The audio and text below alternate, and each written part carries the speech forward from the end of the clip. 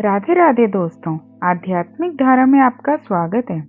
श्री हरि विष्णु, आज हम अमालकी एकादशी की व्रत कथा सुनेंगे। लेकिन कथा शुरू करने से पहले चैनल को सब्सक्राइब करें और बेल आइकन दबाएं, जिससे कि आपको हमारी नई वीडियोस की नोटिफिकेशन मिलती रहे। तो चलिए कथा शुरू करते हैं। एक वैदिक नामक नगर में ब्राह्मण, वैश्य, क्षत्रिय, शूद्र चारों वर्ण आनंद पूर्वक रहते थे। उस नगर में चैत्र रथ नामक चंद्रवंशी राजा था। वह बहुत विद्वान और धार्मिक था।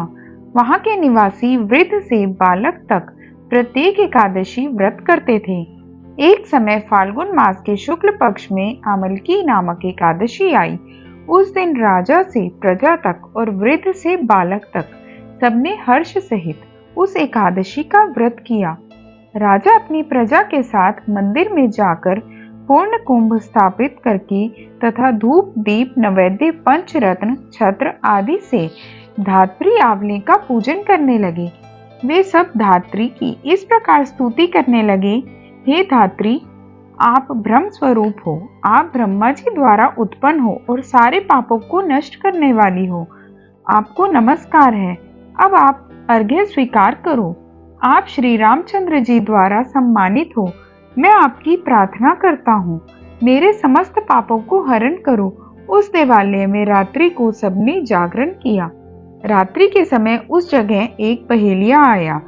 वह महापापी तथा दुराचारी था। वह भूखा प्यासा था। वह उस जगह विष्णु भगवान की कथा एकादशी महात्म्य को सुनने लगा। बहेलिया ने उस रात्रि को अन्य लोगों के साथ जाग कर व्यतीत की। प्रातःकाल होते ही सभी लोग अपने अपने घर गए। कुछ समय बीतने के बाद उस बहेलिया की मृत्यु हो गई। उस आमलकी एकादशी के व्रत तथा जागरण के प्रभाव से उसने राजा विदुरथ के घर जन्म लिया। उसका नाम बसुरथ रखा गया। बड़े होने पर वह चतुरंगिनी सेना के सहित तथा धन धान्य से युक्त होकर 10,000 ग्रामों का पालन करने लगा। वह तेज में सूर्य के, कांति में चंद्रमा के, वीरता में विष्णु भगवान के और क्षमा में पृथ्वी के समान था। वह अत्यंत धार्मिक, सत्यवादी, कर्मवीर और विष्णु भक्त था। वह सदैव यज्ञ किया करता था। एक दिन वह राजा शिकार खेलने के लिए गया। देव योग से राजा रास्ता भूल गया।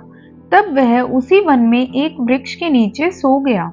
उसी समय पहाड़ी मलेच्छ वहां आए और राजा को अकेला देखकर उस पर मारो मारो का शब्द करके टूट पड़े। मलेच्छ कहने लगे, इस दुष्ट राजा ने हमारे संबंधियों को मारा है तथा देश से निकाल दिया है, अतः इसे अब अवश्य मारना चाहिए। ऐसा कहकर वे मलेच्छ राजा पर अस्त्र शस्त्र का प्रहार करने लगे। उनके अस्त्र शस्त्र राजा के शरीर पर गिरते ही नष्ट हो जाते और उसको पुष्पों के समान प्रतीत होते। उन मलेच्छों ने अस्त्र शस्त्र उन पर उल्टा प्रहार करने लगे, जिससे वे मूर्छित हो गए। उस समय राजा के शरीर से एक दिव्य स्त्री प्रकट हुई, जो अत्यंत सुंदर तथा सुंदर वस्त्रों एवं आभूषणों से अलंकृत थी। उसकी भ्रुकुटी टेढ़ी थी, आंखों से लाल लाल अग्नि निकल रही थी। वह मलेच्छों को मारने दौड़ी और समस्त मलेच्छों को काल के गाल में पहुंचा दिया। राजा जब जागा तब इन मलेच्छों को मरा हुआ देखकर सोचने लगा कि इन शत्रुओं को किसने मारा है।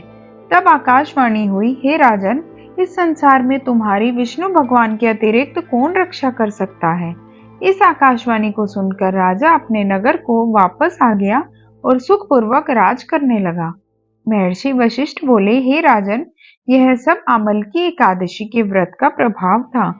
जो मनुष्य इस आमलकी एकादशी की व्रत कथा करते हैं, वे सब प्रत्येक कार्य में सफल होते हैं और अंत में विष्णु लोक में जाते हैं। जय श्री हरि विष्णु। भगवान विष्णु की शक्ति हमारे सभी संकटों को काटती है।